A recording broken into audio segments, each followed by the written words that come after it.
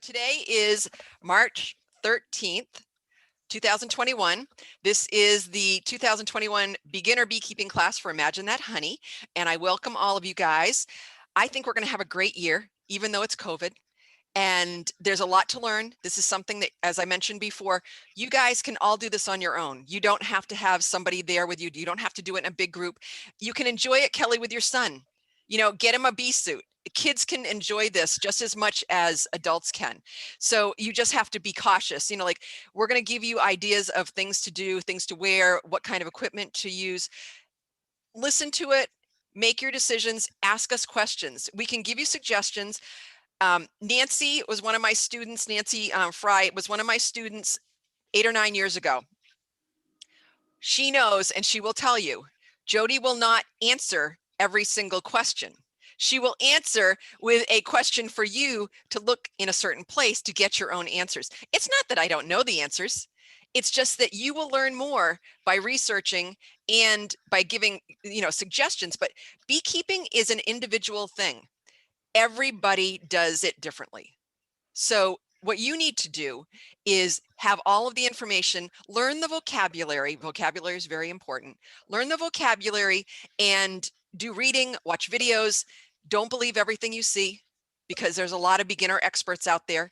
I've been doing this for 20 years and I learn something every day. So if I come across like I know everything, don't take it that way, because I don't. I learn something new every day. Things have changed in 20 years. Things have changed in 10 years. We now have varroa mites, which are some little bugs. They're like little ticks that get on the bees. If you look at the size of a tick, of a mite on a bee, it's like wearing a football. That's how big these mites are on the bees. It's awful. I hate it, but this is where we're at. So sometimes we have to use medications. I've been medicating just recently, but I had been treatment free for quite some time, and my bees were doing fine. The last couple of years, I've noticed a huge difference. So I don't want to, scare you guys. We can do this, but there are some protocol that we do need to follow in order to have healthy bees, and healthy bees will make you happy. When you open a hive and you see bright, shiny bees doing what they're supposed to do, active, the queen is laying. Nancy, don't you agree? This is what it's like. It's as you become a beekeeper, these are going to become your children. And this is a really good feeling. So, and they don't backmouth you. They just do what they're supposed to do. Anyway, what we're going to do today is we're going to go through a lot of different topics. So you guys received a video or a link to a video, and that had all kinds of information. What we're going to do is we're going to review those things and make sure that you guys are all set. But what we're going to do first is we're going to learn a little bit about each of you, why you're here, and what your goal is for the 2021 season. We have plenty of time. We have 2 hours today to talk about this. What we may do is split this up into an hour, then take a break, and then come back in another, finish for about an hour or so. But I'm really interested in hearing about you guys, because everybody is different and why they became beekeepers. So I'm going to go in the order that I see you guys on my Zoom screen, but I'll start and then we're going to go to Kelly. Okay. All right. So my name is Jody. I live in Swanzey, New Hampshire. I've been a beekeeper for about 20 years. I became a beekeeper. I think it inspired me when I was about 10 years old. I went to the Friendly Farm in Dublin, New Hampshire, and they have an observation hive in the chicken coop. And I went with I remember this vividly. I went there with my 3 brothers and my family, and my family was out doing their thing. And I found the observation hive and I thought that was so cool. Like, there were bees, these stinging insects that I'm supposed to be so scared of, going around and doing all these little things. And then I left. I thought it was amazing. And I didn't become a beekeeper until I was close to the end of my 30s and 40s, early 40s. And it was just one of those things. I had no idea how to become a beekeeper. I didn't know any beekeepers. So where was I going to get started? I don't know. But anyway, so fast forward, I worked at Stonewall Farm. They were offering a class there. I worked there so I could do it for free. So why not do it? It's free. And I thought, oh, I'm not going to spend any money. Well, that changed because the first time I saw live bees, I was hooked. And I think you guys will be too, once you see the bees in the hive and the things that they can do. So now I've gone from my first 10 years, I had about 5 hives. The second 10 years after my husband and I got married and we got going with things, I had somebody that gave me some equipment and we started Imagine That Honey. So about 10 years ago, we started Imagine That Honey. I now have about 50 or more hives in the summer. I raise queens, so I have mating yards in 2 or 3 different areas. I just love bees.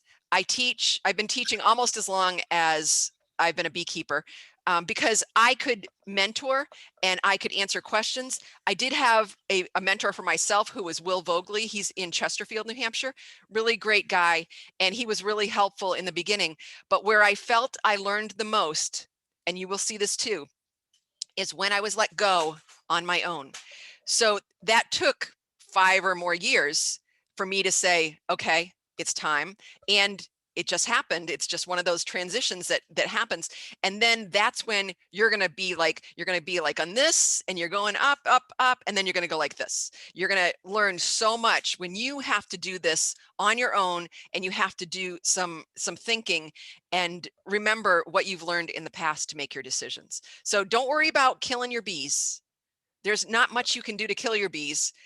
There's a lot of things environmentally, and just, with climate change and all of these things that can deter your bees from doing the best that they can be. There's a lot of bad, there's not a great amount of nutrition out there right now. We're having droughts in the summer. There's a lot of things that happen for the bees anyway, but it's nothing that you have any control of. You've just got to figure out like what you can do. Okay. So my goal for this year is to keep healthy bees. Could you shut that off somehow? Is to have healthy bees and to grow my yards, to make sure that other beekeepers have good information out there, and that everybody knows that you are the owner of your destiny when it comes to beekeeping. You are the one that will make decisions for yourself, and don't listen to anybody else. If they tell you you're a bad beekeeper, or you shouldn't do this, or this is what's going to happen, ask me or ask another beekeeper that you have confidence in, and then find out. But don't let people tell you that you're a bad beekeeper for whatever reason. It's just that beekeeping is one of those things that it's very personal. Okay. Learn what you need to learn so that you can make educated decisions and make good choices. Okay. You don't have to go into everything like I just did, but all I really want to hear from you guys is who you are, what you got into beekeeping for, and kind of what your goal is. And then anything else that you want to just say. You've got about 5 minutes apiece. Okay. Kelly, we're going to start with you. And then Andy, you're going to be next. Okay. I'm Kelly. I live in Walpole, New Hampshire. I'm not sure exactly when I became interested in bees. I'm a history major, and I like a lot of old-fashioned things, and I just feel like a lot of the blogs I was reading, just lots of people were keeping bees, and I guess it's on my radar that bees are having, their populations are declining. Pollinators, it's a real problem, and I'm not trying to save the world. But I have gardens at my house, and I thought, I just started noticing the pollinators more, and it's just something that's been percolating in my mind for a while. And then my in-laws have quite a large property in Keene, and they said, if you want to keep bees at our house, then that's great. And I go there all the time, so it seemed pretty convenient. I live in a more neighborhood-like area, so I thought if I could be successful with these bees, maybe I could feel more comfortable having a hive at my own house, which is a smaller space, and there's neighbors and things. So anyway, that's a long time in the future. My number one fear is killing my bees, but since you've already told me that I probably won't, that's reassuring. And I guess, yeah, I would just like to, I'm anxious about the process of starting this. I just feel like there's a lot I don't know. Well, I don't know anything. I mean, I've read the book and stuff, but it's really the it's the hands-on, where it intersects with reality that makes me a little nervous. So that's the short answer. And this is my son, and he's my bee buddy for the day.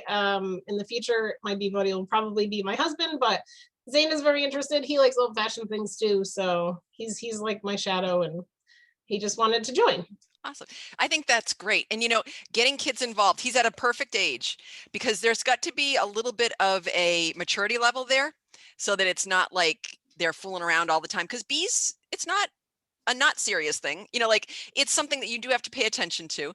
My grandson loves the smoker. Loves to see the smoke coming out and he wants to hold it all the time. You just have to be careful, but it's all fun. So remember this, bees will fly 3 to 5 miles and you can have bees in a neighborhood. If your neighbors are totally against it, that's one thing, but most people understand pollinators and you will find that your bees will fly and they'll fly off and you won't even see them. Like there might be bees, on the flowers once in a while, but they're looking for huge fields or whatever they can find. So don't worry about, about any of that kind of stuff. There was something else that I was going to say from what I got to start writing this stuff down while you guys are talking. Nancy, go ahead. Yeah, I just wanted to say, if when people are introducing themselves, if they could indicate whether they're planning to start keeping this year, that would be an interesting. I think everybody here. I think you already ordered my bees, so yes. Yeah.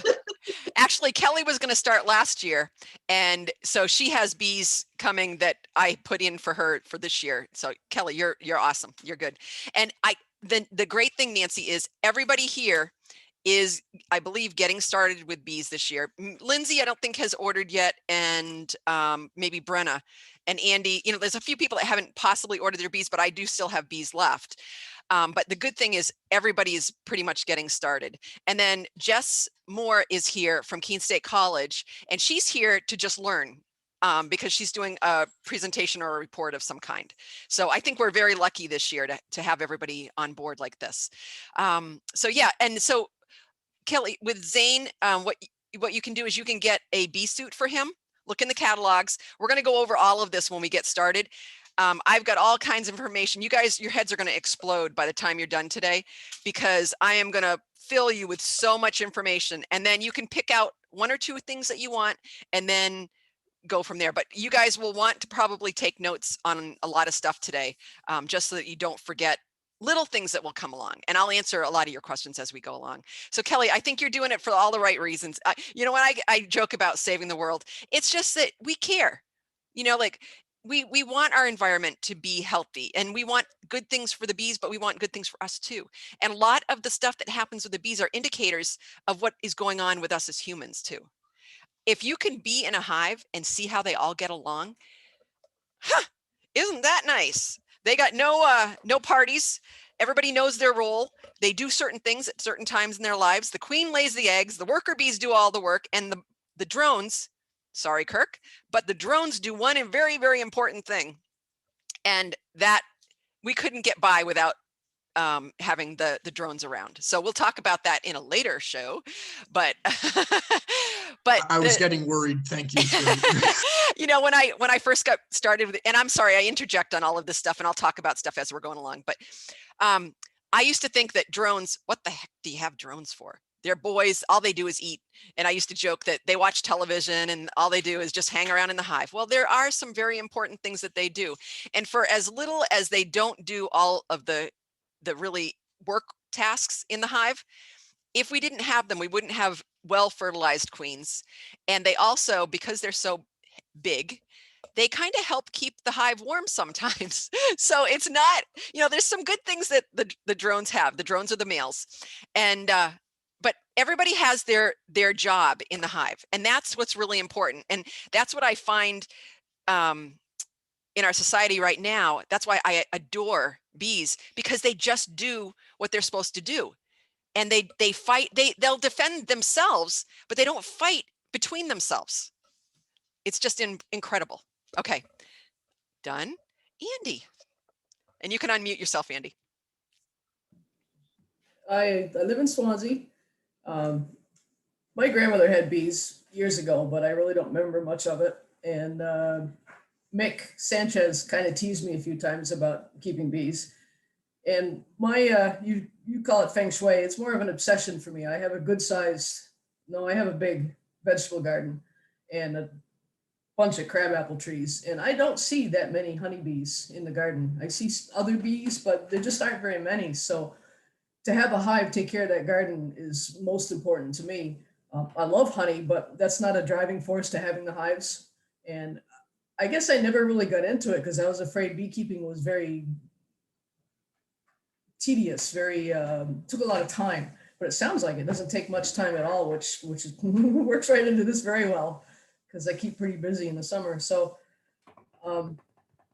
yeah, and I want to start this year if I can. I figured I was too late, but it sounds like I'm not. So I'm really looking forward to it. And that Beekeeping for Dummies is a really cool book because it not only tells you about the bees, but it's written in a way that you're very fond of them from the first sentence. You know, they're like these cute little kittens that you want to take care of, and that helps a lot. So I'm looking forward to this. I really am. Uh-oh, no, I can't hear you. What happened? Sorry about that. We had the author of Beekeeping for Dummies here about 10 years ago. And Helen Blackiston is a great guy. We're now on the 5th edition of Beekeeping for Dummies. And I picked it up this year because I was like, okay, well, you know, I've got to have it if I'm teaching the class.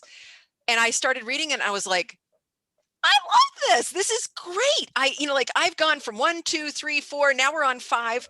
And I was like, how much more can you say about bees, or how can you change things? A lot of the stuff stays the same, but with every edition, they add new stuff that is up to date. And there's more stuff that I noticed that they still don't have in there that they'll probably do a 6th edition next year. You never know. But it's very interesting and it's easy to read. I mean, you can pretty much read Beekeeping for Dummies in a couple of evenings. I mean, it's just such a fast read, and you don't have to read it from cover to cover. You know, like chapter 5, getting started, is really important. And as I was reading along, I'll go over some other areas when we get to that. But there's certain chapters that are important for you to read right now. But as you go along, it's a great reference. And so that's what's really important. Andy, you also touched on having relatives that kept bees. That's one reason that a lot of people get into beekeeping, because they have memories of their relatives up on the farm or whatever. They never wore veils. They at that time, there were no varroa mites. There were bees in swarms everywhere. You could find bees in trees. You could do all kinds of stuff. The reason that you're not seeing bees anymore, Andy, is that there's not a lot of feral bees. So if you don't have a beekeeper in your area, you're probably not going to see honeybees. If you see honeybees, that means somebody that you might not even know is keeping bees in your area, because bees will fly 3 to 5 miles. Like, you know, like the Sanchez's, those guys got started about 10 years ago. And I've got video of the boys and their mom when they were just getting started. I've never had a chance to put it into a video, but I take video and photographs all the time. So be careful, you guys, you got to watch out, because I'm taking video all the time. Anyway, but yeah, so memories, that's one reason that a lot of people get into this. And you talked about timing. There are certain times that you do need to get into the hives. You don't want to get into your hives before it's like 50 degrees in the day. So I usually plan to go into my hives between 11 and 3 or 4 when it's colder.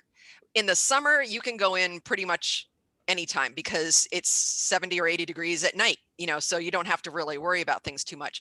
But, you know, having a schedule where it's varied, you can figure it out, because you only need to go into your hives probably in the beginning. Once a week is okay. As you progress, maybe every 2 weeks, once a month, but just knowing how long you need to go in, what you need to look for, those are the kinds of things that we'll go over too, because honestly, you don't have to take the whole thing apart every time you go in. There's certain things to look for. I can go into a hive and within minutes, I can figure out, do I need to go in any further, or am I all set? So you'll learn these things as we go along. So that's one of the reasons that it's really good to, you know, be in a class or to find a mentor, so that you kind of know how much smoke to use, how much, you know, how to go into the hive, how not to, you know, get the bees cranky for no reason. Because there's things that you can do by accident. Like if you put your hand over the hive, like where the bees are, their little tails are going to go right up and they're going to be like, what's going on? But if you're gentle and you don't knock things around, they hardly even know you're there. So these are the kinds of things that we learn as beekeepers as we go along. So, you know, like one of the things is the smoke. We'll talk about that later, but if you use too much smoke, then how would you like it?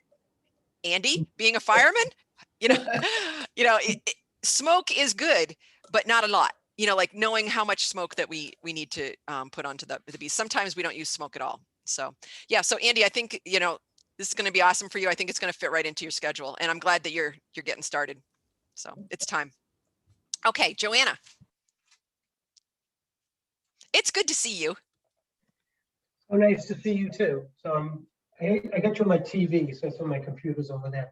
But my name's Joanna Zambella. I live in Jaffrey, right downtown, and I have been interested in bees for a lifetime since, you know, I lived in Boston, and they had the big observation hive up in the top floor of the Boston Museum of Science. It's my favorite thing to go watch. And just throughout the years, I always had an interest. When I was a school teacher, I'd bring somebody in who had bees, but I was never in a position to really do anything. And I moved around for about a decade, and for a period, a few years ago, I was living up in the mountains in British Columbia, and I worked with this old homesteader I would help her once a week with her bees, and she would teach me how to raise these bees naturally. And it was a very, you say, why am I interested? And it's the relationship. I find them fascinating to watch and see, but then that connection, kind of a yoga thing. And so when I finally settled, I'm here, by the way, with my partner Otto, who is there he is. So he's my buddy on this. And so, you know, once I sort of settled in the past year, and this is the perfect place for it, and we got a garden going and a big yard, and so I'm very excited. And so yeah, I got the bees ordered and ready to go. Very eager. You're muted.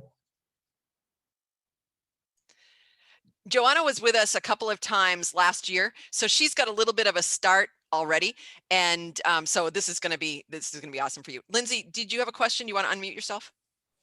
Yeah, Brenna got kicked off because her internet went out, and she's hoping you can let her back in. Yes, I'm going to do that right now. Thank you for letting me know. Okay. Yep. Thanks. Okay, cool. Yeah, so a couple of things. Joanna talked about observation hives. You guys can have an observation hive in your house. You need to know how to keep bees.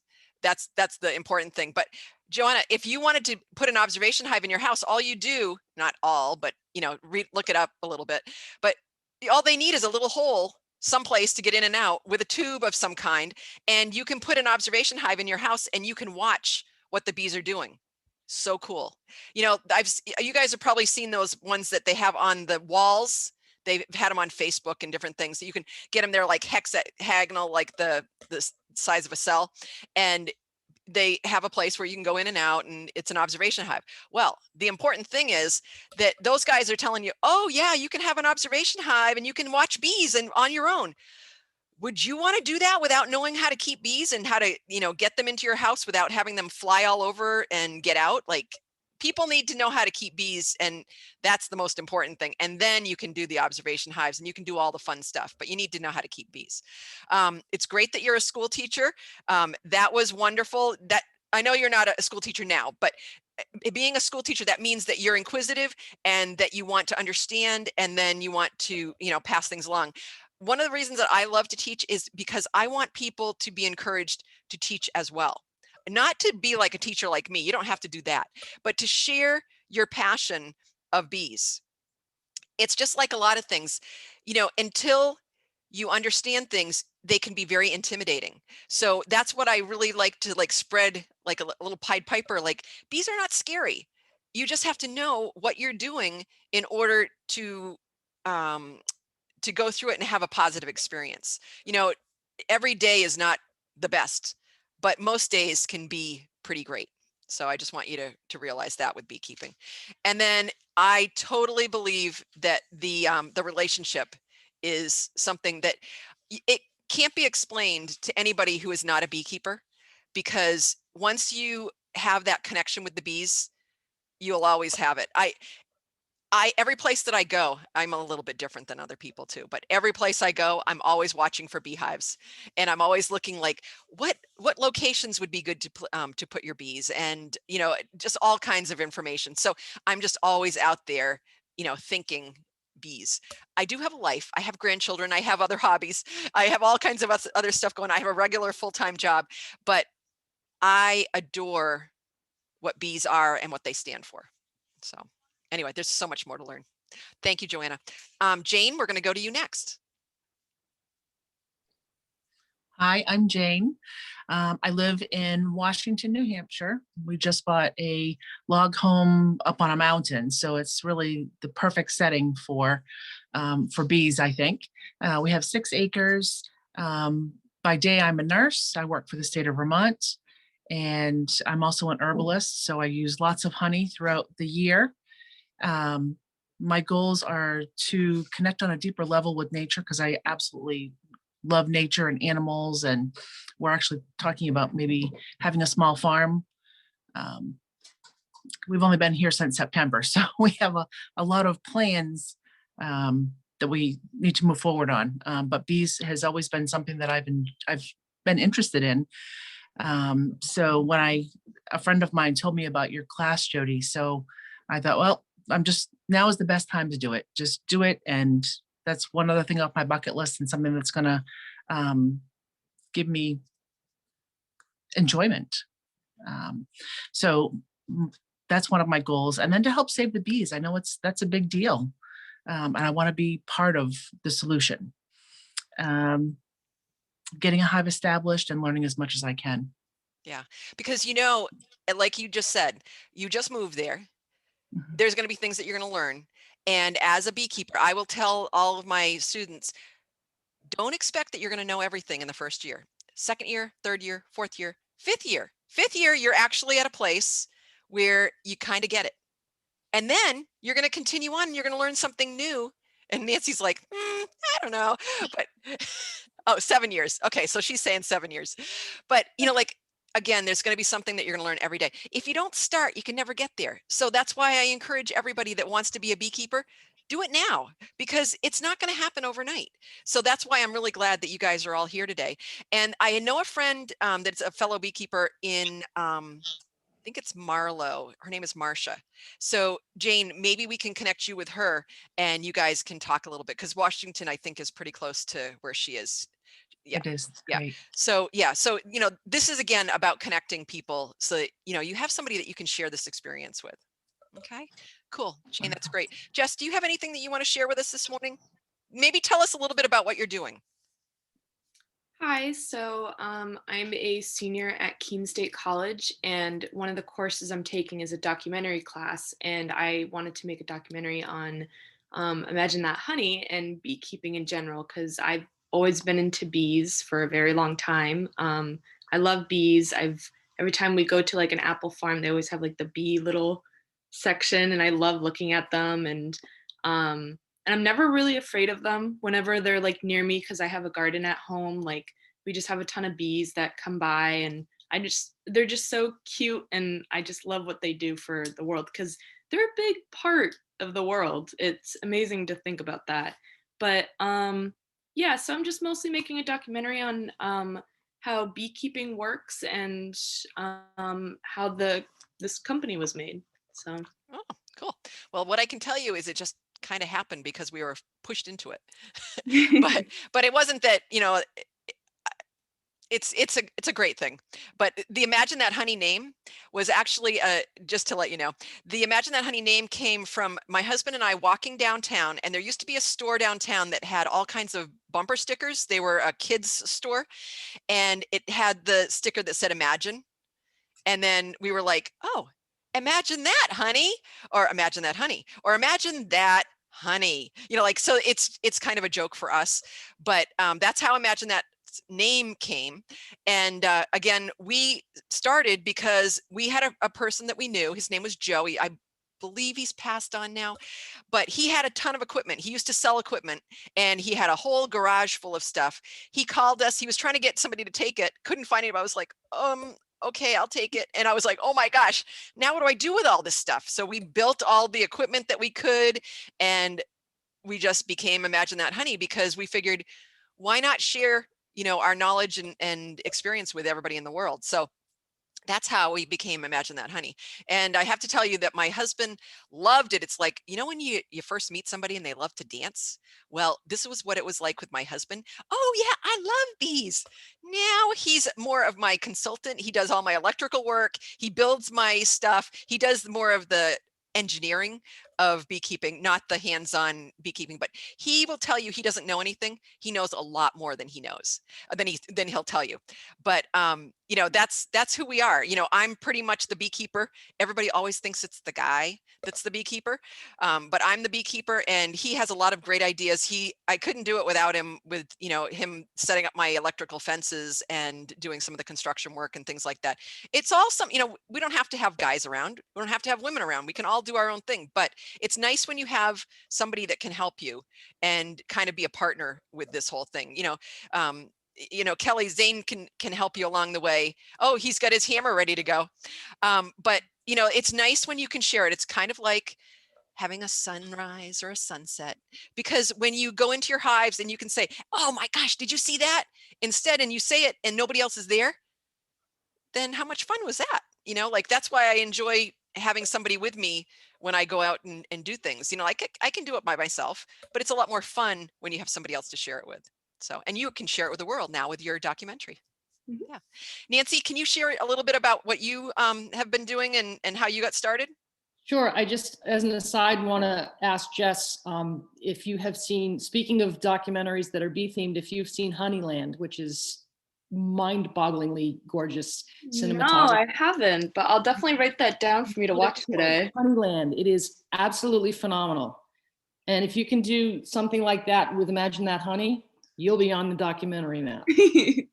I'll try my best. Yeah, I'll watch that today. And anyone else, please look for it. It's called Honeyland. It is fantastic. Yeah, there's another one out there, Nancy, too. I think that's called Pollinators. Yeah, that one is a more brand new one that's coming out. There's all kinds of stuff out there, but the one that Nancy's talking about, the cinematography is just beautiful, and the message is really important. It's how important bees are and how we treat them and others around us. So, yeah, okay, I'm going to mute myself, and Nancy's going to talk. It's actually an accidental documentary, and the filmmakers were not intending to do what they did. So when you look at it through that lens, it's even more fascinating. So I'm Nancy. I'm, I think, 8 years in. Started as a student of Jody's, and I sort of immersed myself. I like to say that I make bees. I make beekeepers. Those are the two most important things that I do. I also make mead and wholesale honey, and I also pollinate, my bees pollinate for the Harlow farm in Putney, Vermont. So I do all of those things with my bees, but I think the most important thing I do is make bees that are healthy, strong, northern raised, overwintered bees, rather than constantly importing bees from the south. So that's sort of my mantra, is I like to make bees and beekeepers. So I make myself available to anyone. What we've learned from these COVID days is that we're accessible to each other despite geography. So I encourage anyone who is looking for help to reach out to me if they want to.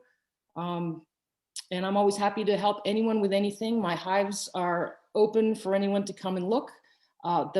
As I said earlier, I administer the Brattleboro Area Beekeepers Guild. The presence is primarily on Facebook. And I announce when I'm going to go into my hives, and people are welcome to join me. I'm right in West Brattleboro, which probably isn't far for most of you. And so I invite you to join me on my journey, and perhaps it can be part of your journey. Yeah, thank you. And I love working with Nancy. We think a lot alike. We're critical thinkers, and we like to think things through. And like, I love having discussions and debates on certain things, because if you can convince me on something, I'm going to go there. But I am not one that I'm not I consider them sheep. I'm not going to just follow because somebody tells me something. If I can get proven and I can make decisions that way, I'm much better than just reading it in a book and just saying like, oh yeah, I believe it. I'm following. I drank the Kool-Aid. It's just not who I am. But you guys can do whatever you want to do, but that's just not who I am. So I love the conversations that Nancy and I have about beekeeping. And as you learn more, you'll be able to have really great conversations. Again, vocabulary is very important. Leaving out 1 or 2 words in a description of a problem that's going on can make all the difference. So, that's one of the things that I want you guys to learn along the way too, is, educate yourselves so that you understand what you're doing and what you're asking. Nancy? So I was going to point out to the group that you and I sat on your front step yesterday afternoon and had an animated conversation about poop, about bee poop. And the color of the bee poop is different this year. And we're looking back in time and realizing we had a drought last year and the quality of the pollen suffered. And now 6 months later, we're seeing what we're calling dirty poop.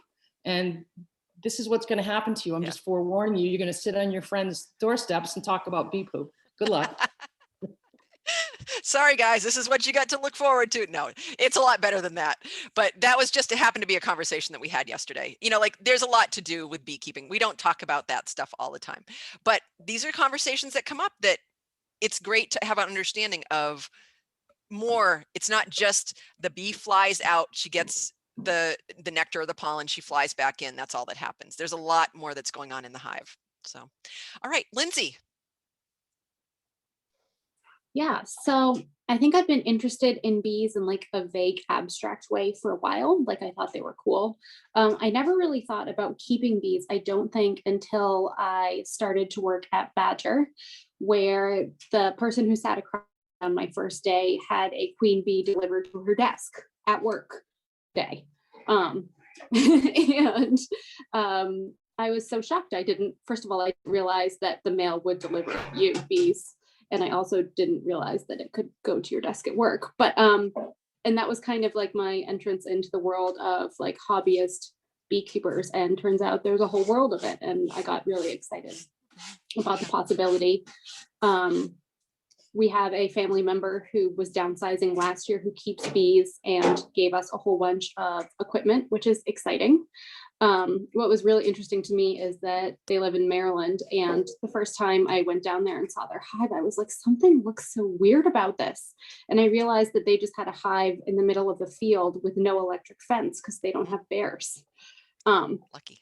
And it was just kind of mind blowing to me to realize how different it can be in different environments. Like it would never occur to most of us up here to try to keep bees without an electric fence because it wouldn't last long at all.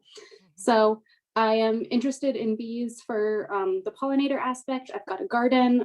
Also, obviously, they're important to the environment as well. And then also local honey. I have had seasonal allergies since a kid, and I've been having local honey every spring to help me with that. So it would be amazing to have like super local honey from my yard that would maybe help me handle that a little bit better. Awesome. Gosh, you have touched on so many different topics. So bees at Badger, both Lindsay and I and Brenna, I think that's all of us that are here today. We all work at WS Badger. Bill White at Badger has been a great catalyst in beekeeping. I was already a beekeeper when I joined Badger, but like I was talking with Nancy, Bill and I had quite a few discussions about bees. And as I said, I am not a sheep, but there are some things that he kind of pointed me in a certain direction, and I opened my mind a little bit. I'm not saying that everything that he talks about I agree with, just like all of us, but there are things that I took from the conversations. And so that's what we need to do, is be open-minded as beekeepers, to always know that just because we learned one way doesn't mean that that's it and that's the way it will always be. In 20 years since I've been a beekeeper, I have changed things along the way several times because there's new things that come out and there's new ways of doing things. And as you progress as a beekeeper, you will learn ways of thinking through engineering, kind of how you can do things differently in your yard that might not be something that you've ever seen before, but if it's going to work for you, then maybe that's what you should try. So being experimental a little bit, and knowing that yes, you are going to lose bees will die, but it's not always, or most of the time, your fault because of something terrible that you did.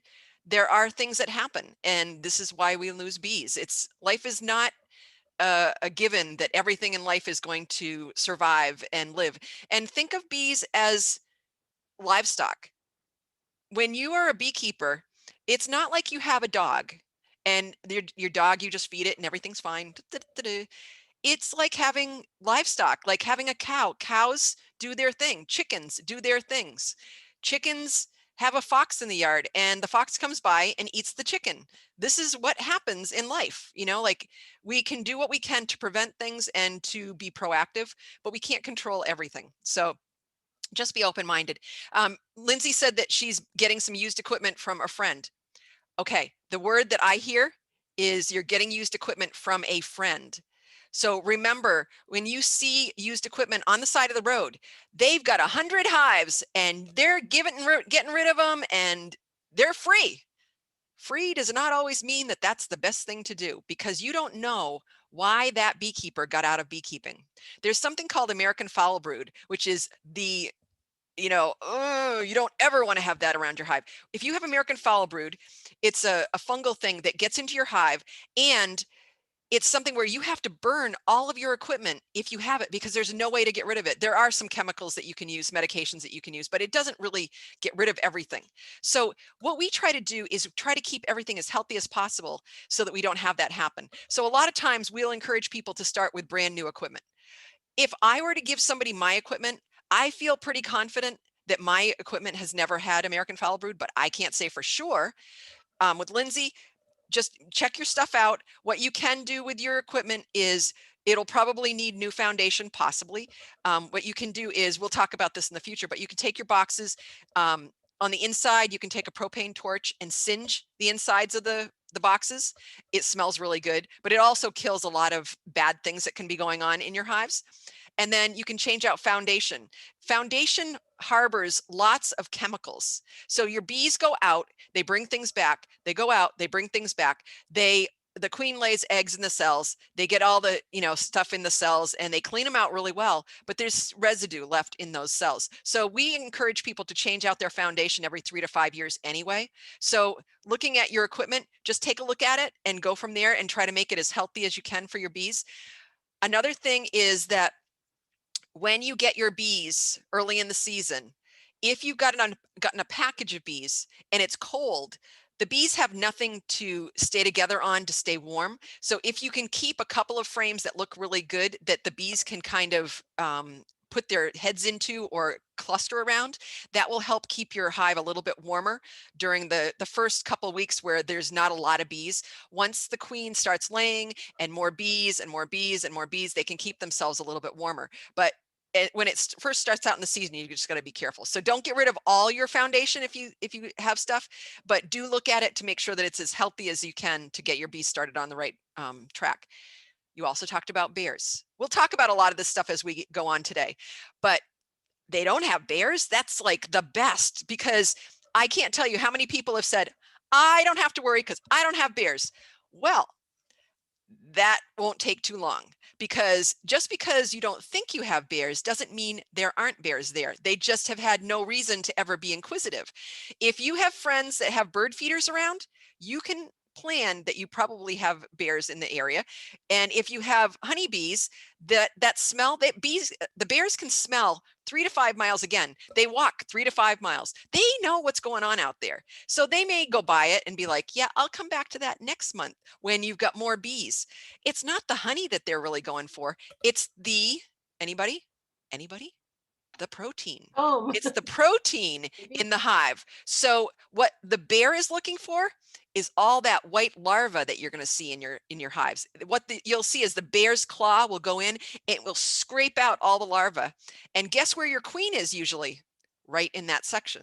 So that can kill your hive. So we're lucky in the sense that we have a prevention for bears. We have electric fences. They're not going to electrocute your bear, but this is like having a dog. If you train the bear the first time, you will be very lucky. Sometimes you can just put a fence out after that, even if it's not on, or say your electricity is out or you've run out of juice on your hive. As long as you have a fence there, sometimes they'll look at it and they'll be like, oh, I'm not going there. I know what happens when you touch that fence. So you'll be a little bit more lucky there. I've got stories to tell. When you see my yard, you'll see where we had a bear that ripped off the door of our shed to get to our chicken food, which I happen to have some bird seed in there. And it didn't care about the chicken food. All it wanted was the bird seed. Ripped off the door, went into our chicken coop, ripped off the area where the chickens lay their eggs, didn't get any of the chickens, and then went over to my hives, and you could see where it wanted to get in, but it didn't. So that bear was hungry. It was looking for whatever it could find. So if I can encourage you to buy a bear fence, do something, make sure that it's got the charge that you need. Don't go buying some cheap chicken fence charger, because that's not going to give you enough charge for the bear.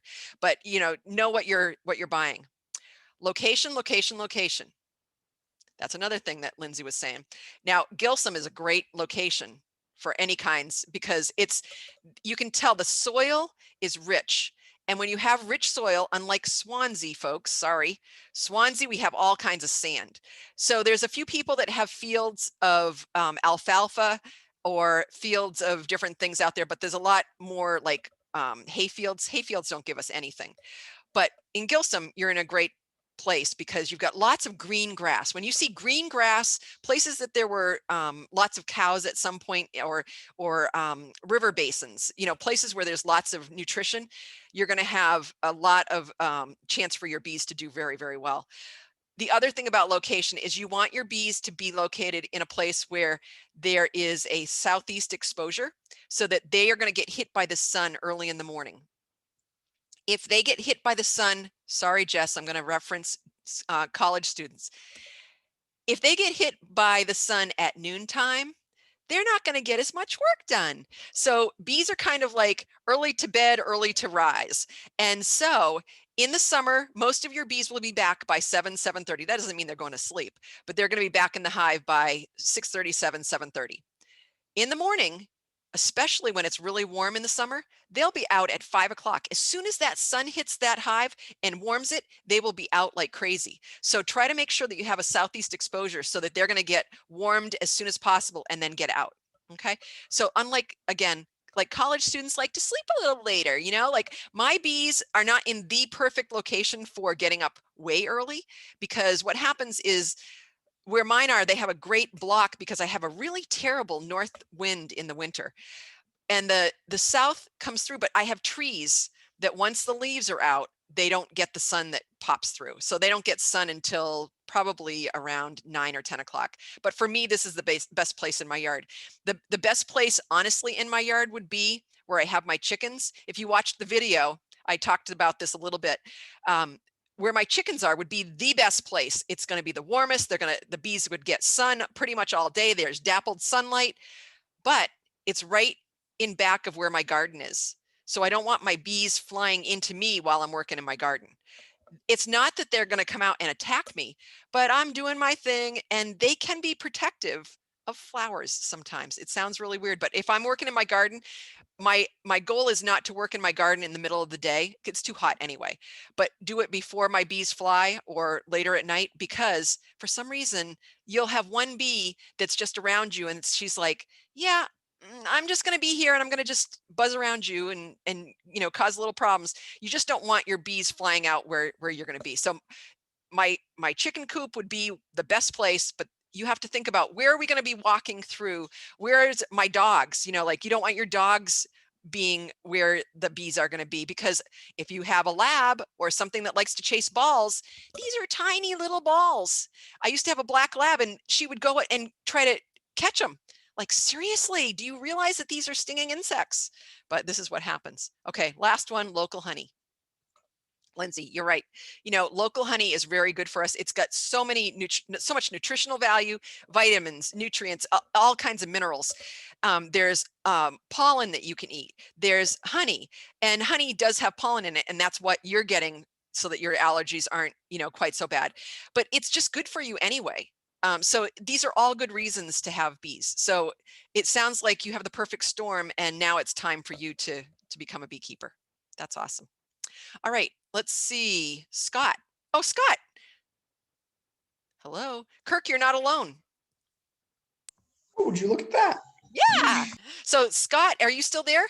Yes, I'm here. Okay. We can't see you, but we'll hear what you're saying. Well, you will see me in 2 weeks when I get a webcam. But Okay. it's not, I look sort of like the Crypt Keeper, if you remember what he looked like. Okay. We've recently moved to Swanzey, and I first got interested in beekeeping when I was in Cambridge, Massachusetts. And the guy who lived above me had an observational hive, and his bees would go out onto Mass Ave through this lucite tube. And it was incredible because if you know Cambridge, all along Mass Ave, there are these linden trees, these basswood trees that, so when his honey came in, it was the clearest, most beautiful honey I'd ever seen in my entire life. It had almost no color, but it was so sweet. And it was just amazing to watch them from his living room. So we'd sit and drink beer and watch the bees work at this as this well-functioning society. It was incredible. We could all take a few lessons from the bees, period. Anyway, so my next door neighbor had bees, and he would watch me, I would watch him, and my daughter was there with our dog, and she said, you know, if you're putting in new bees, we have to name them. And so she started to name each bee as it came out of the hive. Unfortunately, and the first one was named Beatrice, and the first one, the dog ate the first one. And so we decided this is going to be horrible because he'll eat all the named bees. So we didn't do that. And then unfortunately, or fortunately, we had a very nice harvest, but most recently, he went into the hive and noticed that all the bees had died. And it happens, you know, but I wanted to look more into the medicinal properties of bees and how they function as a society. And they just seem to get it. And I wish we did as well. I'm right there with you. Yeah.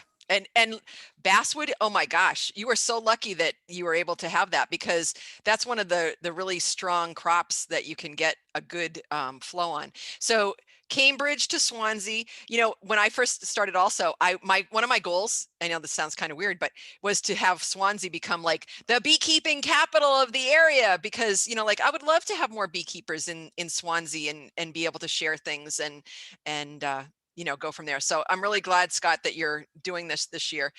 The name thing, you might want to name the queens, not all the bees. Yeah. So people, I know Lindsay, let's see, Brenna Morris, I'm sorry, but anyway, Brenna used to teach to name all of her hives. And I don't know if she was naming the hives or the queens, but I've had other people, like we had another person that named their queen Rosie. And it's just one of those things, you know, you can do whatever you want to do. You can be creative. You can paint your hives whatever way you want to do, whatever. It's just fun to make it more personal. And it is a society. It's one of those things that I admire so much. And I miss it again in the winter. I don't get to see that. I don't, you know, like Nancy and I have talked about it before. Don't take this the wrong way, but we watch bees like it's bee porn. Like we just want to see the bees. We just want to see them moving, and we want to see them doing what they do, and we want to see them dancing, and we want to see the queen laying. And it makes us feel like our life is full. And that's just how we feel. I hope that you guys will feel that way someday too. Another question I have is, we do have llamas and alpacas, and there's an electric fence around them. Mm-hmm. And you know, it's a big electric fence, and it's not on right now simply because they're already used to it. Is that usually enough for the bears if we put that in them? And the bees are not going to interact that much with the camelids or... No, what I would just be careful of, I wouldn't put your beehives in with them. The reason why I would say is because they could knock them over by accident. But the charge of the fence, what you could do is you could attach your electric charge, you know, your fence to that fence, and then you wouldn't have to have an extra charger. Yeah, great. Yeah. But no, they should be fine. And their fleece is so thick that shouldn't cause a problem at all. The only thing that you might see is sometimes in the fall, when we don't have a lot of food, there's like molasses or sugars that are on the food sometimes, and you'll see the bees go to their food because they're trying to find food for themselves. So that sometimes happens because like in the fall, sometimes people that have chicken scratch, they'll notice that the bees are collecting, they're around that area, and it's because they're just looking for food anywhere they can find it. So it shouldn't be a problem. Great. Yeah. Okay. Okay. We're on a roll. Next gentleman, Kirk. Hi, well, it's nice to meet everyone here. I'm Kirk Garner. I'm a junior at Hanover High School. And I originally got into beekeeping because I live part of the year in Washington, D.C. And I live by the Swiss Embassy, which recently had started a beekeeping program, although I did not know that at the time. What really happened was that I just saw some guy with looking at a bunch of boxes, and I asked him what he was doing. And he said that he was beekeeping. And he asked if I wanted to help him out. So I said, sure.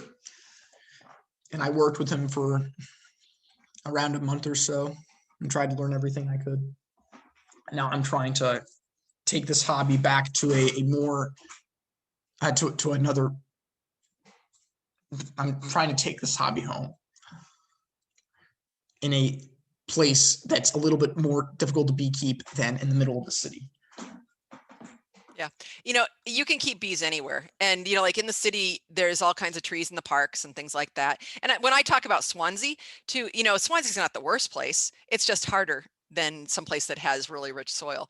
So Kirk, I'm really glad that you're taking this class. You might want to talk with Jess a little bit just because you are where you're at. And I think that that's wonderful. Are you going to go back and share what you learned here?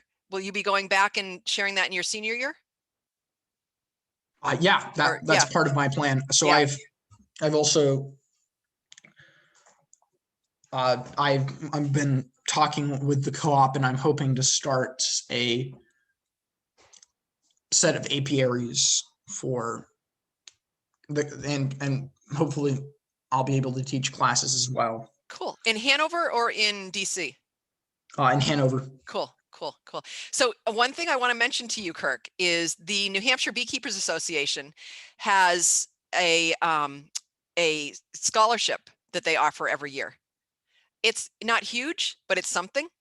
And so go to the New Hampshire Beekeepers Association website, and once you have experience, I don't know how many years or how much experience you have to have, but this is something that can help you a little bit along the way. So definitely go and check that out. Thank you. That sounds great. I'll certainly do that. Yeah. There's lots of resources out there. It's just a matter of asking questions or finding out what is available out there. But this is going to be great for you, Kirk. I think that, by learning the vocabulary and knowing the right questions to ask, you'll get so much more out of it. Because what I find is when people first learn, it's hard enough knowing for people what a worker bee is compared to a drone. And then it's even worse to figure out the drone and a queen, because everybody thinks that because the drones are bigger, that those are the queens, especially when you first start, because you're like, oh, is that the queen? No. Is that the queen? No. Is that the queen? No. You'll notice after a while, you'll be able to pick her out very easily, but there's little things that you'll learn along the way. So Kirk, I'm really glad that you're taking the class, and for you to have the ability to see the differences between the Washington area and the Hanover area. Hanover, I think, is going to be pretty good too. There's a really great beekeeper up in Plainfield, and his name is Troy Hall. He's another person that I would definitely try to get a hold of and to learn a little bit more about bees from as well, if you get a chance.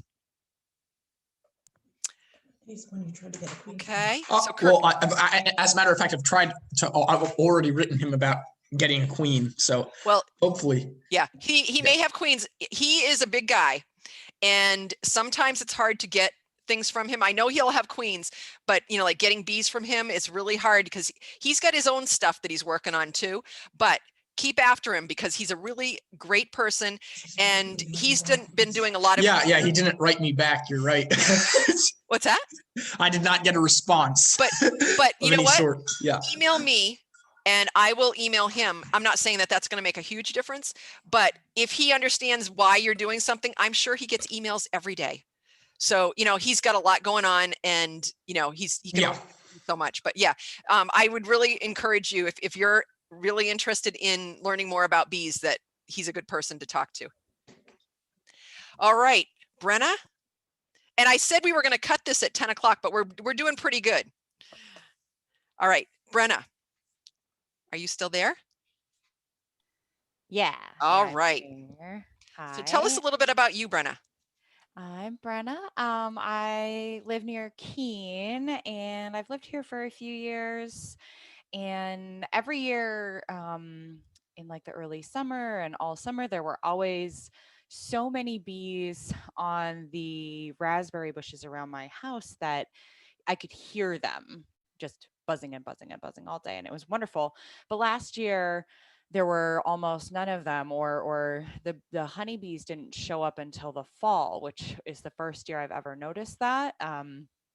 And I just find it to be a lot of fun to sort of see all of those little details in what's happening and how each year is a little bit different.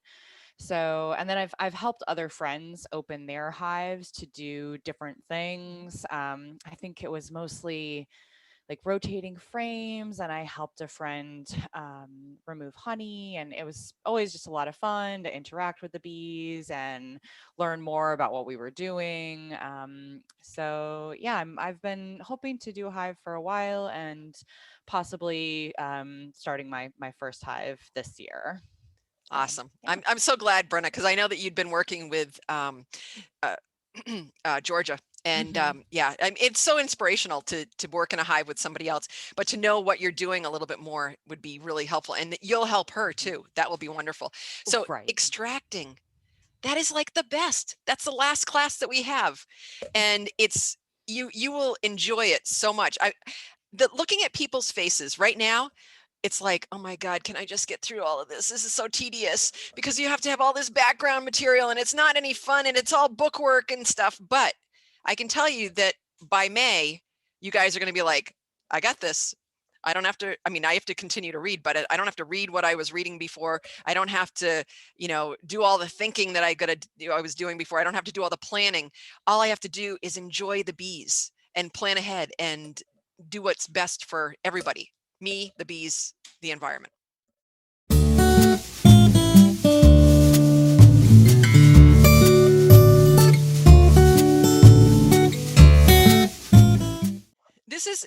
I just wanted to bring you in. This is Keegan. How old are you, Keegan? 7. He's 7 years old. He has been in the hives with me since he was about 5 years old. He is like the best queen finder ever, right? You're my helper for that. Do you like the smoker? Yeah. So he's going to go off and play right now, right? Okay.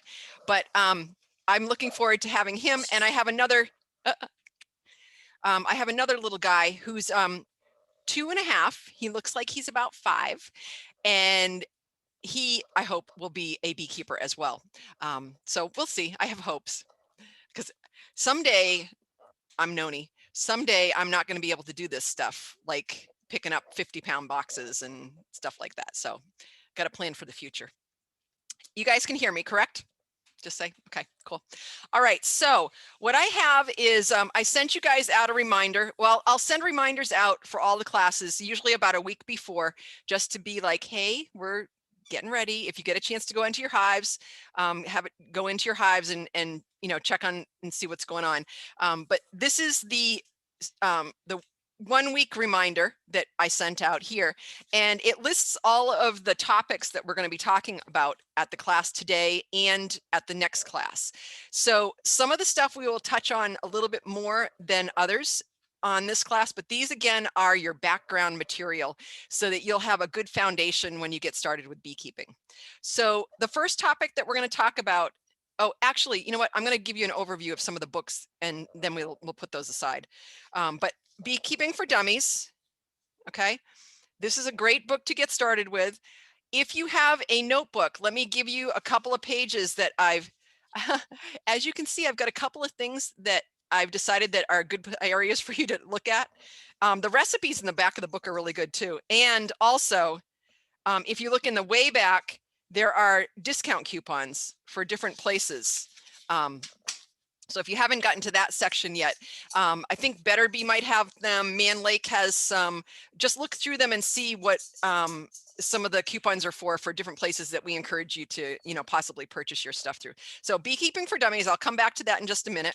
Another catalog that I encourage you to get is Better Bee.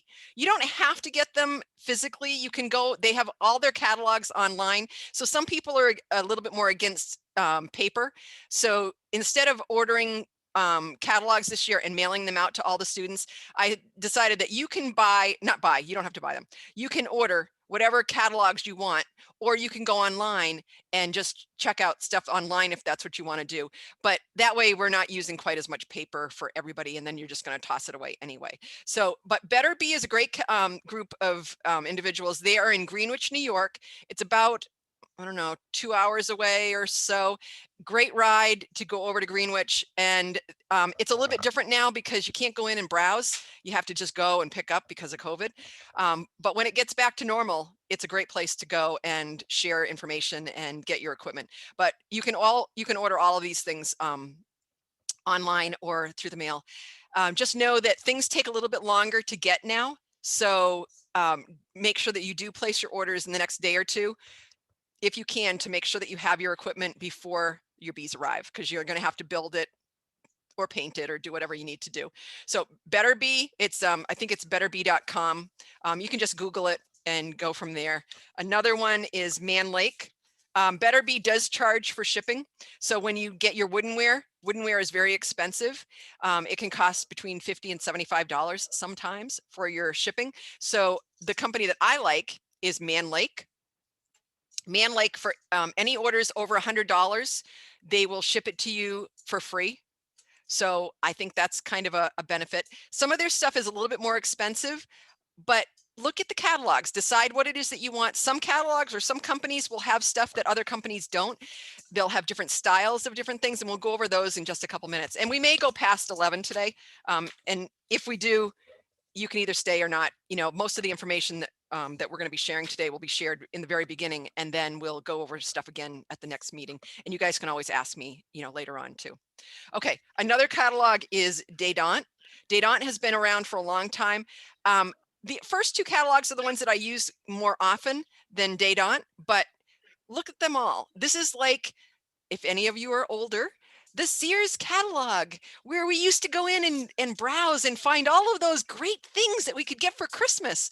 But as you become a beekeeper and you realize what things are and what things you need or don't need, some of these catalogs will be more beneficial than others. You never know. The other thing is getting a bear fence. You can get your bear fences from places like Agway or Cheshire Horse. My favorite is Wellscroft, only because they've got everything and that's all they do. It pretty much is fencing. So they have fencing for gardens, for deer, and for bears. And if it was a regular year, they would be able to give workshops, but they're not doing them right now. But those are something that's really beneficial to go to as well. But they'll answer any questions that you have. And the people that work at Wellscroft really know what they're doing, because that's all they do. So that's one reason that I rely on Wellscroft. If you need equipment or other items, you can get them other places. I think Tractor Supply has things too. So there's lots of places that you can go. Another thing that you can do is you can go online, and there's a lot of less expensive equipment that you can get online. It's just a matter of, do you know what you're buying?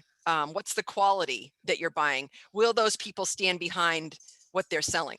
So those are some of the questions that I would ask myself before I go and spend a ton of money on stuff that might be through stuff that's online. It's just some of the recommendations. Okay, so I'm going to go back to your Beekeeping for Dummies book, and I'm just going to give you a couple of pages. I say again, a couple, but there's quite a few that I want you to touch on before the next class if you can. It won't take you long, but what I'd like you to do is look at, I think it's page 5, and it says where to go from here. If I've marked these, I've got a reason.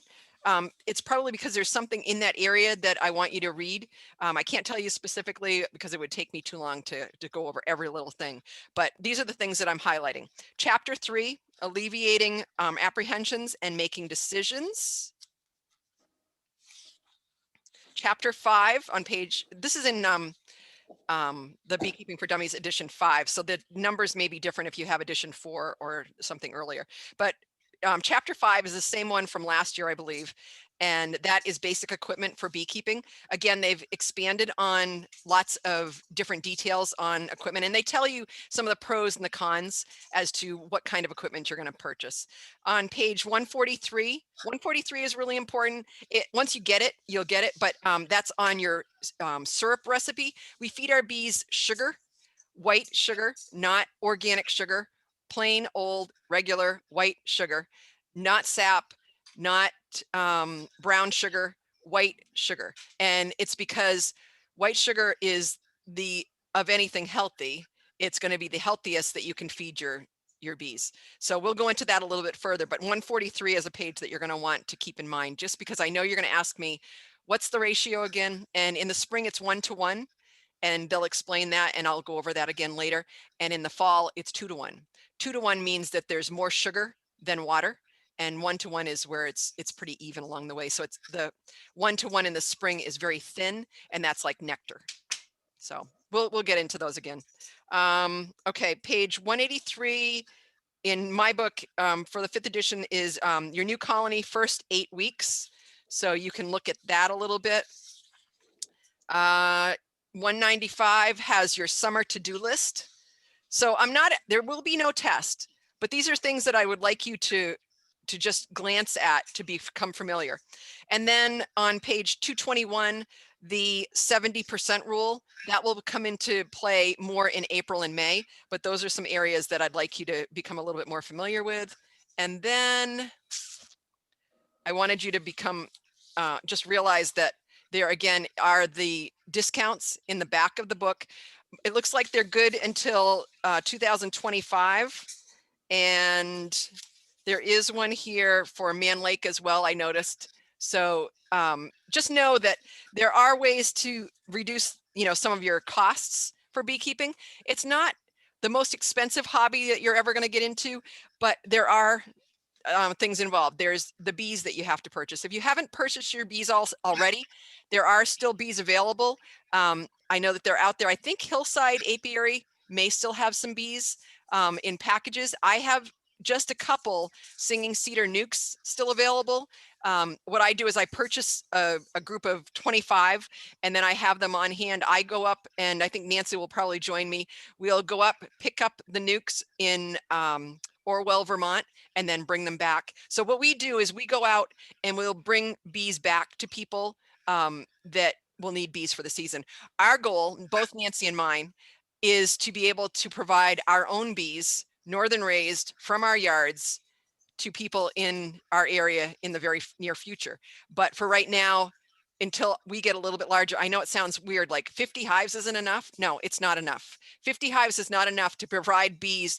I sell about 100 or more nukes and packages to people in the area. I don't have that many bees to be able to sell people to make nukes and to have them for everybody in the spring. So unfortunately, we have to go outside the area. But if you and you go and have bees and you do well, you can make nukes, you can sell nukes to your friends, or you can be able to do these things. It's just what our goal is to try to get our bees to be from the north, stay in the north, and try to raise healthy bees without varroa mites. Not much. Jody, can I ask a favor? I have an edition of Beekeepers for Dummies that I think was written by a Capuchin monk. So it's really older. What chapters are you talking about? Because the pages really don't. Yeah, it's gonna be different, Scott. Let's talk after. Because yeah, I'm going by the 5th version, but if you tell me what version you have when we talk, I can go into that and I can tell you where to find the stuff. Some of the things have changed around a little bit, but most of the stuff is about the same. So yeah, let's talk later, Scott. Great. Awesome. Okay. All right. So getting back to everything now that I've gone over some of the books. Okay. Apiary location requirements. You need a place where hopefully you don't have a lot of wind blowing through. In the summer, it doesn't really matter, but in the winter, you're going to need some kind of a wind block because that can kill your bees. You want to have your bees facing to a southeast exposure so that the bees will fly out early in the morning. If you don't, it's not the end of the world, but this is like the ultimate. You want to have your bees someplace where you're not going to have a walking path where people are going to be walking along and your bees are going to be flying out. And all of a sudden your bee just knocks into a person by accident. It's not that they do it on purpose. It just happens. So you want that. And I'm sure that there's a couple of things that I'm missing. I know that it's in the Beekeeping for Dummies book. So look at the apiary location section and that will help you. But you want to have an area where if you have a choice between shade and sun, but you'd like to have a place where there's sun and a little bit, and they call it dappled sunlight, so that in the middle of the day, in the middle of the summer, that the bees are not getting hit with sun completely. But I have hives that are out in the middle of a field, you know, it's just the way it is. So you try to do what you can so that it's not going to be more detrimental on your bees. And also make sure that you don't put your bees out in the back 40, because you need to get to your bees and you're going to have to carry equipment, and it's going to be a pain in the butt if you have to carry equipment long distances. It's also really nice to be able to see your bees. So when I look out every morning, I look out and I check my bee yard and I say, do I have all my doors? Do I have all my windows? Has a bear gotten in? Do I have any hives that have been knocked over? I can't do that in all my other yards. I have like 10 other yards. I can't do that. I just have to forget it and not worry about it. But it makes me feel good in the morning when I know that I haven't had a bear that night. So these are some of the things, and it's joyful to be able to watch your bees and just go out and watch them flying around. I can't tell you how much joy bees give to me.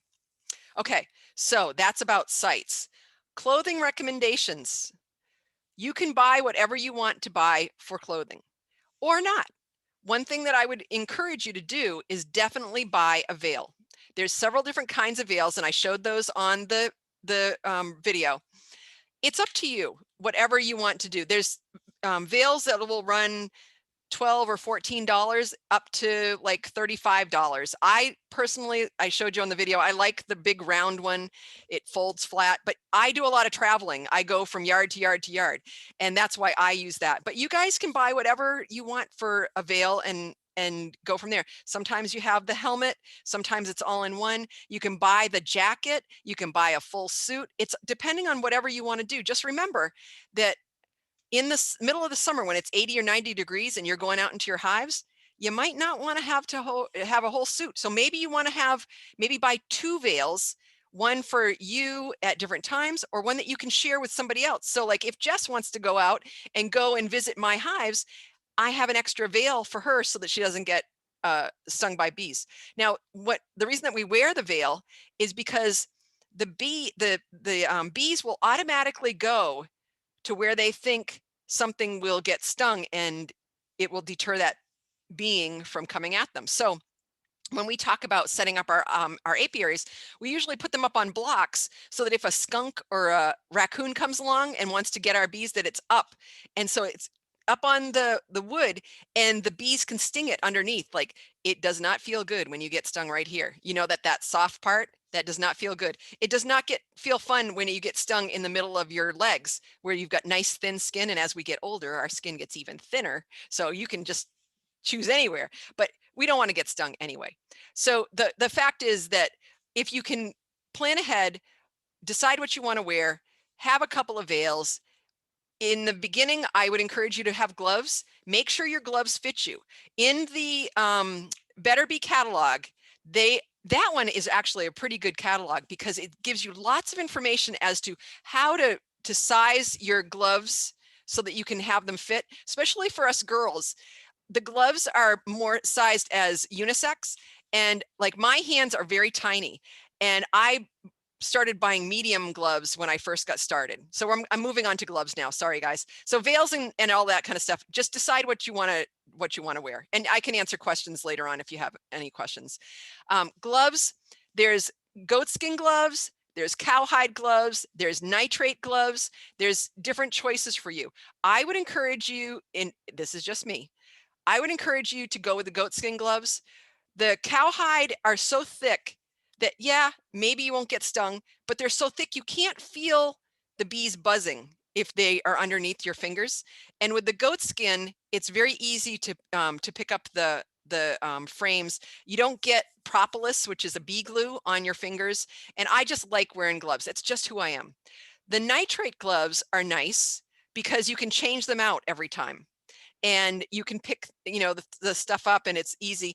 The thing that I don't like about the nitrate gloves in the summer is I will take my glove off and I've got like a teaspoon or a tablespoon of water because my hands have been sweating like crazy.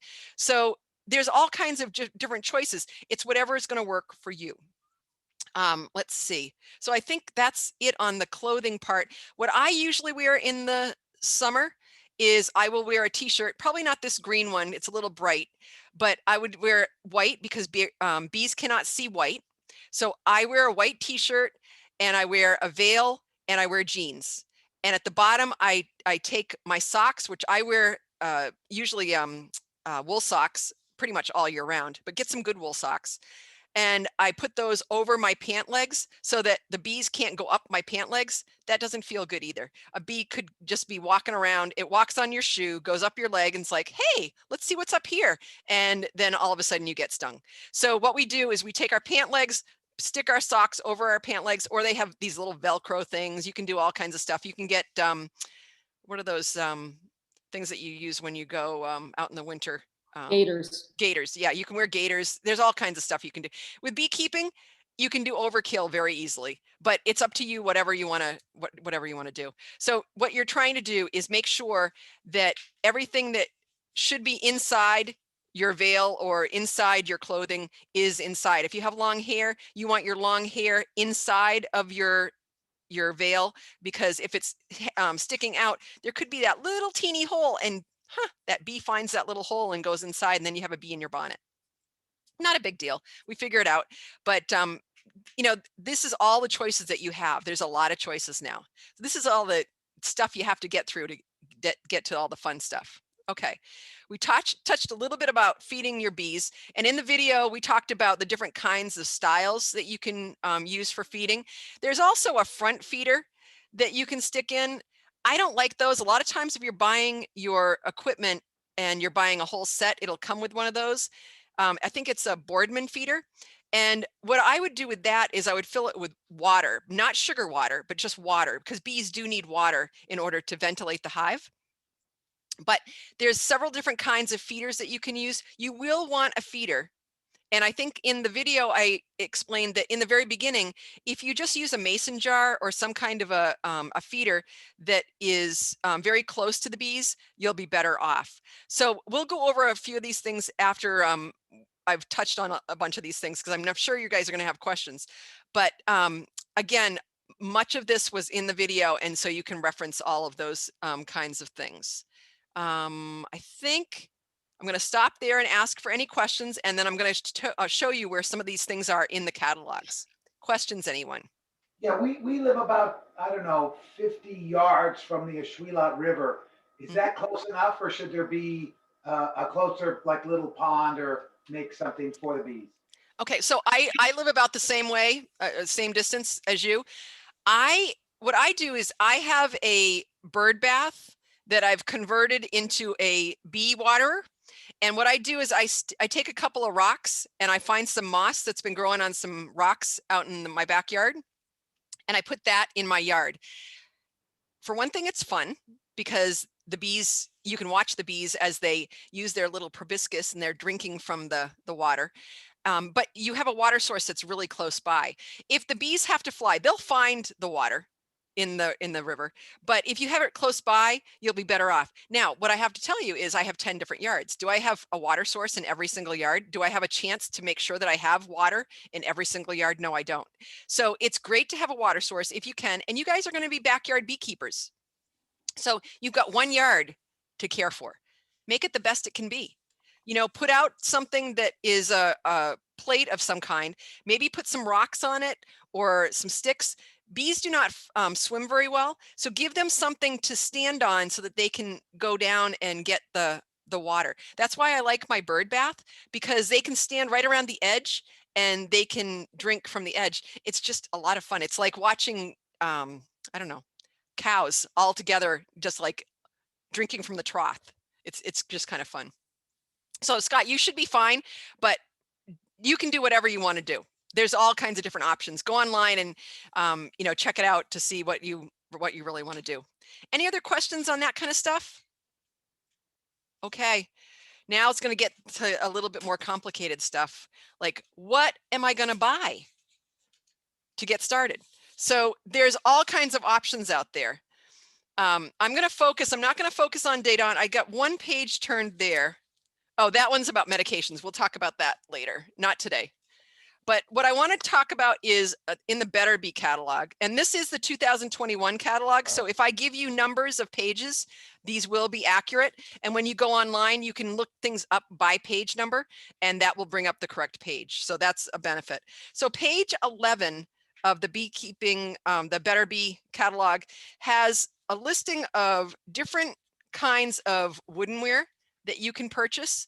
And there's different styles. There's also polystyrene hives. There's a lot of different kinds. I'm making the assumption that you're going to go with Langstroth, which is the kinds of hives that are interchangeable. If you're going for something else like a top bar or a Warray hive, some of these catalogs do sell those, but I encourage you guys to start with Langstroth. It's the most forgiving style, and it's interchangeable, and you're going to find the most joy, I think, out of Langstroth. Once you've learned how to take care of your bees in the Langstroth style hive, then I would encourage you to, sky's the limit. You can go to a top bar, you can do a Warray hive. And if you don't know what these are, we'll talk about these later on, not today, but in the future. And then I have Auger hives. Auger hives are hives that are in a bee house, and they originated in Slovenia. So I've got a lot of things that I can share with you. We don't have much time to go over this stuff today. As long as we're going to talk, this is just barely, you know, touching on little things. Let's see. Let me just see if there's anything else. I think that's it for you guys for the Better Bee catalog. So that was page, what was it, 11? Yeah, page 11. Go in and just look around, and there'll be lots of things that you don't know what they are. Write it down, do some research. And what I really encourage you to do is do a little research and then ask me. And I'm happy to answer questions. I really do answer questions, but I want you to research things as well, because again, like, I can answer all your questions, but what have you learned? You don't know where to find the information when I'm not around. So that's why I really encourage you guys to do some of these things. Okay, so Man Lake, oh, I've only got one page there as well. You can see again, I will turn pages when I have things that I want to go back to. That's why I like, personally, I am, as Nancy would tell me, I am a quill. I am very old-fashioned. I like paper, but I like it because I like to turn pages and I like to go back to things, and I don't like flicking things on a screen. Okay, so there's hive kits in Man Lake, and I'm going to really touch on this a little bit more right now, because you can buy a kit which has all of the equipment that you need, okay? And that might be the way that you want to go. For me, because I know a little bit more, there's things there that I don't want. Like, I don't like the veil. I don't need the book right now. And that's about it. So that's not a bad choice right there. At least you'd have an extra veil and you'd have a book for the future. So this is not a bad deal if you're going to buy this whole thing.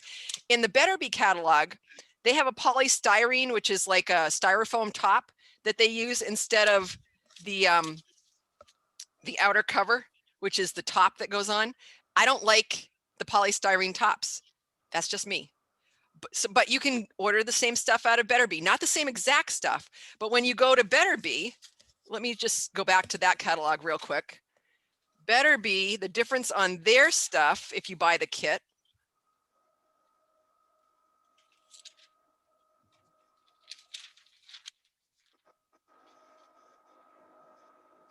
should have marked it down. Anyway, I don't see it here, but their kit is going to be about the same. It's just going to have slight variations. So as you get into beekeeping a little bit more, you'll learn more about what to buy, what the differences are.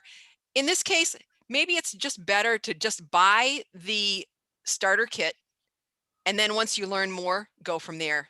You know, like you don't have to be perfect and you don't have to have exactly everything that you need. You just need to be able to get started.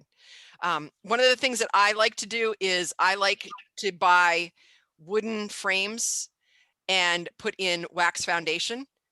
But in the catalogs, a lot of times when you buy the starter kits, they'll send you plastic frames and plastic foundation. It's what it is. In the very beginning of the year, bees will draw out comb on anything.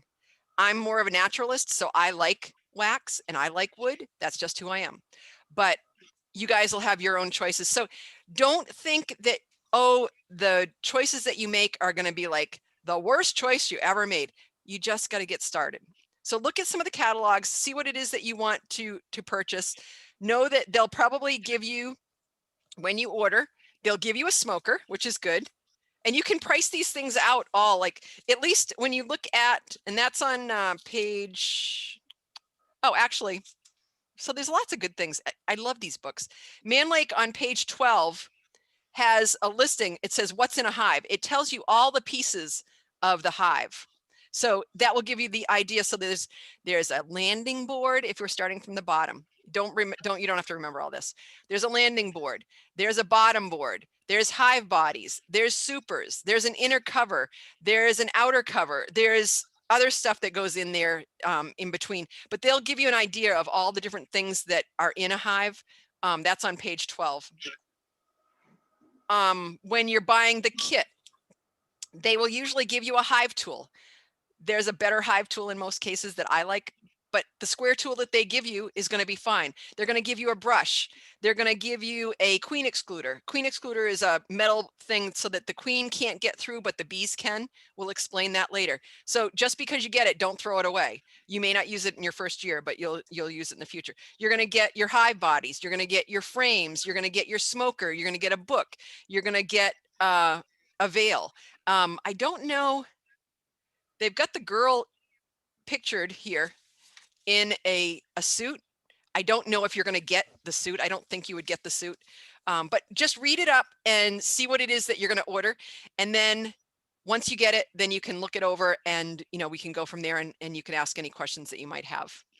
Are you guys good so far? I know it's a lot of information. We have time to do all this shopping and figuring out stuff and be ready for the. Yeah, it'll only take you probably, like if you're ordering online, what I would do the first time is I would call and make the order because these people know what they're talking about. And you can ask them like, is this what I need for such and such? And Andy, you can also email me. Call me and we can go over this stuff together. That's better too. So any of you guys that have questions on stuff, feel free after the discussion that we have today. I'm around, I work until like 4, but anytime after 4 until like 7:30 at night, I can answer questions.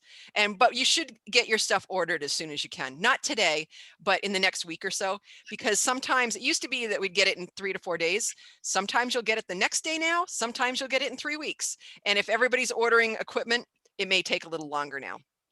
So we just want to make sure that you get everything, have time to do everything that you need, because what you're going to want to do is once you get all of your frames, and you're only going to need like 10 frames the first month. You don't have to have all of your equipment built, but you're only going to need 10 frames in a deep box and know what your feeder is going to be. Paint the outside, just like I said in the video, paint the outside, do not paint the inside. Don't paint in between the boxes when you're putting them on. Don't paint in between because that'll get stuck and it'll be a mess. So, there's not all that much to do. And I know it sounds overwhelming, but it's just a matter of making a decision. What do I want to buy? What direction do I want to go in? Some people want to do Langstroth. Some people are like totally against Langstroth and they want to do top bars, whatever you want to do. It's just that bees are bees. You just got to learn how to keep bees. You just need some kind of a house to keep the bees in. Okay. Let's see. So building hives and frames, that's on the video. I think that's pretty explanatory. What you do want to make sure of is that you're always using glue and nails, or a nail gun, or whatever you're going to use, but use glue if you can. If you put it together the first time, you'll be that much better off in the future. I can't tell you how many times I've gotten frames from somebody else for whatever reason, and I go to pull it out of the hive and they fall apart because somebody forgot to even nail the frames together. They just stuck them together and they thought, oh, that's good enough. These frames are like 5 pounds sometimes, and you're picking them up, and you need to make sure that they're put together right the first time so that you don't have any problems in the future. Okay, let's see. We've touched on predators a little bit. We talked about skunks and raccoons.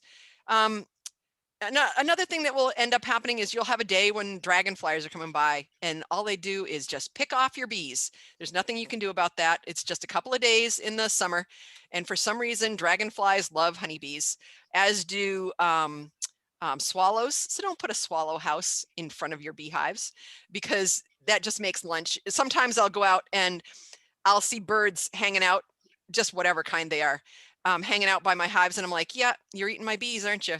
Yep. But there's not much you can do. Just don't try to attract. Don't put bird feeders next to your beehives. Let's see. So bears are the biggest thing. Having a ground is really, really important.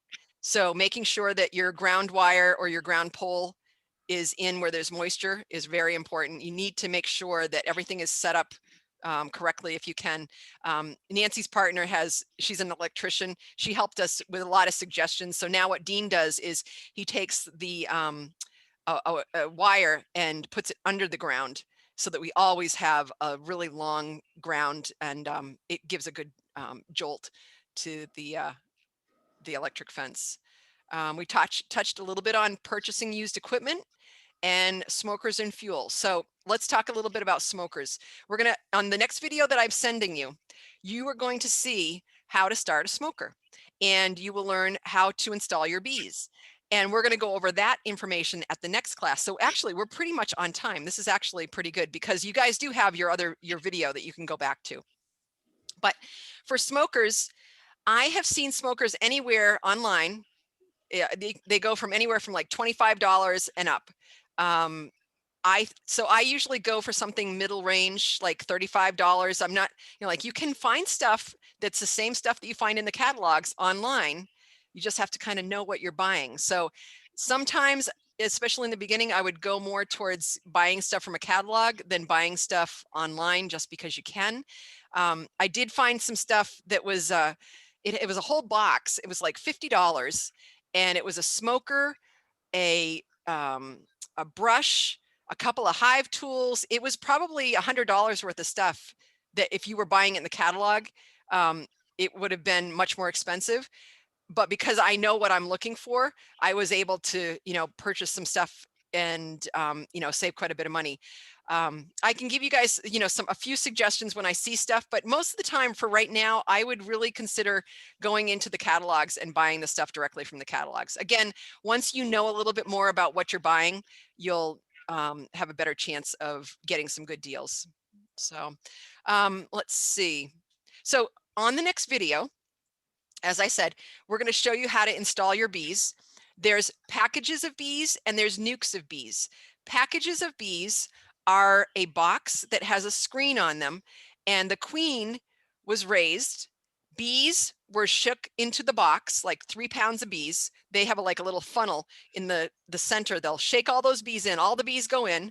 They'll close it up. They'll put a feed can in there, and they'll put a new queen that these bees have never known in with them in a cage, because if they just threw her in, the bees would kill her because they don't know who she is. So what they have to do is they have to put the queen in a cage so that they can kind of get used to each other. So in the week or so that they are transported from where they come from, which is usually either California or North Carolina, Florida, some of the warmer areas, they will come up, and in that time, the queen will get to know the bees and everything will be cool. But when you install your bees, you're not going to take her out of the cage or anything like that right at that time. But anyway, again, a package of bees is a package, a screened package that has live bees in it. And sometimes those come through the post office. The problem is that if you order it and it comes through the post office, many times those screens have been ripped open, and the post office is not real happy with you, and they have flying bees around. They really do not like bees in the post office. I'm just telling you. I'll order queens because queens are in a cage and they come in a package, but live bees, I would prefer not to order them and have them come through the post office. So anyway, you can go and pick up packages of your own, what we do is we order 25 of whatever we buy and we go pick them up, and you guys can pick up bees from us. We add a little fee to it because we have to spend the time to go and pick them up, but that's what we do. That's not to say that you have to purchase from us, but we make it easy for you so you don't have to go and spend a half an hour, not even a half an hour, probably 2 hours going to get bees and coming back. Okay, a nuke of bees is a box. Usually it's cardboard, but this year, like, we have some singing cedar bees that we ordered in wooden nukes. So people are going to have the ability to have a wooden nuke from the boxes that they're getting this year, which is a benefit as well. But anyway, they come in a box. They're usually deep frames. They're like 9 7/8 or whatever deep. And those frames will go into a deep hive body. You get 5 frames, and they come with a queen who's laying, with eggs, with brood, with food, with bees.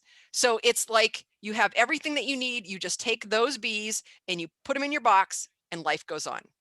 With a package, you have to open up the package. You have to put your queen in. You have to shake the bees over the queen. So it's a little bit more work. It's not a lot of work, but it's just different. So you've got the package, which is where you shake the bees. You have a nuke where you just take the frames and you move them into the hive. Again, this is all going to be talked about on the video that we are going to make available to you. It is online. You can go onto YouTube and find it, but we're going to make it easy because we're going to send you a copy of the link, and so you'll be able to find it. We have other videos that we've posted. I didn't do the videos thinking that I was going to put them on YouTube at the time. I used to do some stuff with a cable access program channel that is in our area, and so I used to post them on there every once in a while. The training videos that we've just made are really because of COVID. It's just that it's one of those things that there are things that you need to know from demonstrations, and it's a lot easier for us to show you on the videos than it is for us to just talk through this stuff and do a Zoom. So that's why now that you've had the Zoom today, what it might be a good idea to do is to go back and watch the video.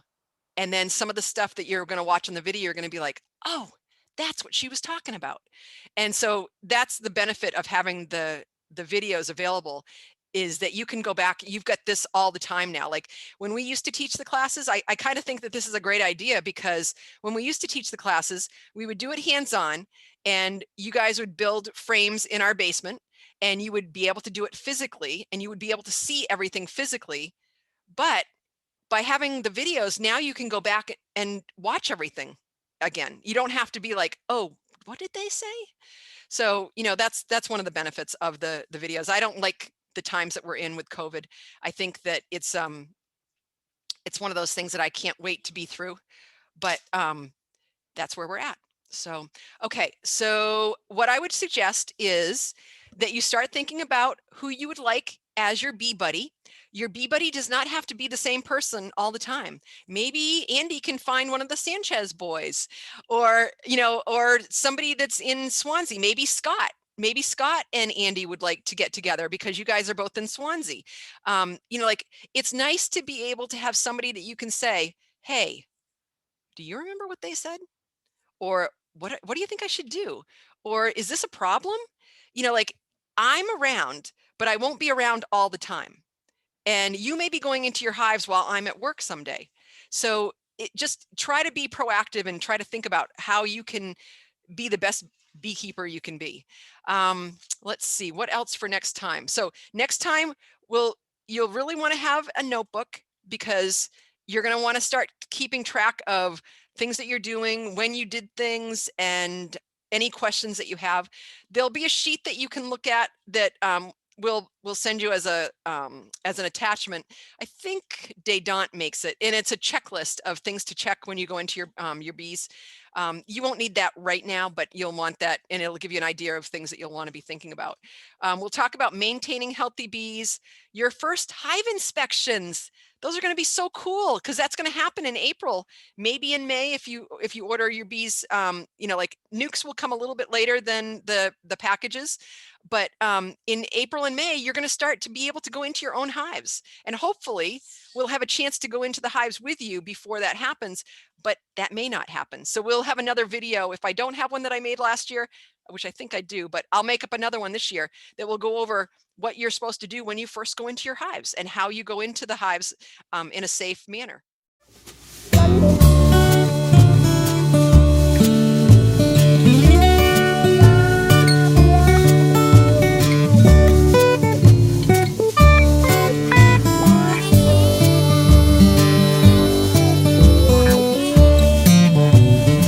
Go guys, this is gonna be fun.